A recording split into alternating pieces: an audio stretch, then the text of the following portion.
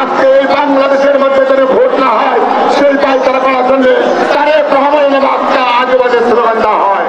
জুলাই আন্দোলনের master mind Tarique Rahman.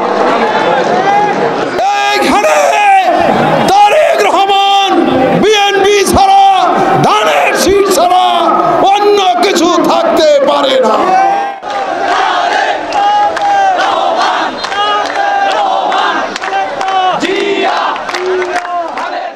আজকে আমাদের শেষ ওয়ার্নিং আপনাদের সরকারের কাছে।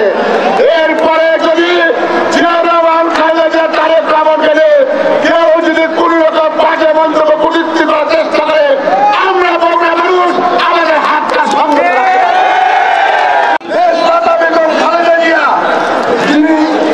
কঠিন দিনে বলেছেন বাংলাদেশের বাইরে আমার কোন ঠিকানা নাই। আমাদের প্রিয় নেতা জনাব তারেক রহমান সর্বশেষ বলেছেন দিল্লি নয়, দিল্লি নয়, নাই কোনো দেশ, সবার আগে বাংলাদেশ। এই সব নেতাদের বিরুদ্ধে যারা অপমান করতে চান তারা কারা? তাদের শরীরে কিসের রক্ত? আমরা বলতে চাই বাংলাদেশি কোনো মানুষ এভাবে তাদেরকে বলতে পারে না। এই মাটি শহীদ জিয়া রহমানের মাটি, এই মাটি খালেদা জিয়ার মাটি, এই মাটি তারেক রহমানের মাটি, এই মাটি বিএনপির ঘাঁটি। এইখানে তারেক রহমান বিএনপি ছাড়া, ধানের শীষ ছাড়া অন্য কিছু থাকতে পারে না। তারেক রহমান সাহেবের বিরুদ্ধে আপনারা কটূক্তি করেন, আপনারা অশালীন কথা বলেন।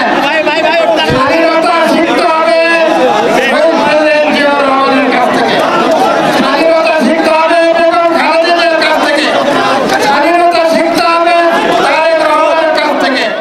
জুলাই আন্দোলনের মাস্টার মাইন্ড তারেক রহমান। আমরা সকলে মিলে যদি নির্বাচন করি, সেই নির্বাচনে যেই ক্ষমতায় আসুক না কেন আমরা সকলেই তাদেরকে সহযোগিতা করব। বিএনপি যদি ক্ষমতায় আসে, বিএনপি দেশনায়ক তারেক রহমানের 31 দফার মধ্যে দিয়ে দেশ পরিচালনা করবে। প্রিয় বন্ধুরা আমার, আজকে আমাদের প্রিয় নেতা তারেক রহমানের নামে যারা কটূক্তি করছেন, অশালীন মন্তব্য রাখছেন, তাদের আমরা হুঁশিয়ার করে দিতে চাই।